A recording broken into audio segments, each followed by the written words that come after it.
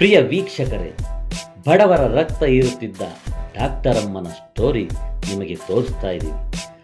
ಆ ಡಾಕ್ಟರ್ ಅಮ್ಮನ ಹೆಸರು ಸವಿತಾ ಅಂತ. ಇವರು ತುಮಕೂರಿನ ಜಿಲ್ಲಾಸ್ಪತ್ರೆಯಲ್ಲಿ ನೇತ್ರ ಚಿಕಿತ್ಸಕಿಯಾಗಿ ಕೆಲಸ ಮಾಡ್ತಾ ಇದ್ದಾರೆ. ಆದರೆ ಇವರು ಮಾಡಿರೋ ಗನಂದಾರಿ ಕೆಲಸ ಏನು ಅಂದರೆ, ತುಮಕೂರಿನ ಉಪ್ಪಾರಳ್ಳಿ ನಿವಾಸಿ ಬಡ ಅವಿನಾಶ್ ಎಂಬುವರ ತಾಯಿಯ ಕಣ್ಣಿನ ಚಿಕಿತ್ಸೆಗೆಂದು ಬಂದರೆ ಹಣ ಪೀಕುವ ಕೆಲಸ ಮಾಡಿದ್ದಾರೆ. ಇದರಿಂದ ರೊಚ್ಚಿಗೆದ್ದ ಅವಿನಾಶ್ ಲೋಕಾಯುಕ್ತರಿಗೆ ದೂರು ನೀಡಿದ್ದಾರೆ. ದೂರು ದಾಖಲಿಸಿಕೊಂಡು ಕಾರ್ಯಪ್ರವೃತ್ತರಾದ ಲೋಕಾಯುಕ್ತ ಡಿವೈಎಸ್ಪಿ ಮಂಜುನಾಥ್ ದಾಳಿ ನಡೆಸಿ ಆಸ್ಪತ್ರೆಯ ಸಿಬ್ಬಂದಿ ಮನೋಜ್ ಎಂಬಾತನ ಮೂಲಕ 6,000 ಲಾಂಛದ ಹಣ ಪಡೆಯುತ್ತಿದ್ದ ಸಂದರ್ಭದಲ್ಲಿ ಡಾಕ್ಟರ್ ಸವಿತಾರನ್ನ ರೆಡ್ ಹ್ಯಾಂಡ್ ಆಗಿ ಹಿಡಿದಿದ್ದಾರೆ. ಸದ್ಯ ಡಾಕ್ಟರ್ ಸವಿತಾ ಮತ್ತು ಆಸ್ಪತ್ರೆ ಸಿಬ್ಬಂದಿ ಮನೋಜ್ನನ್ನು ಲೋಕಾಯುಕ್ತರು ವಶಕ್ಕೆ ಪಡೆದು ವಿಚಾರಣೆ ನಡೆಸುತ್ತಾ ಇದ್ದಾರೆ.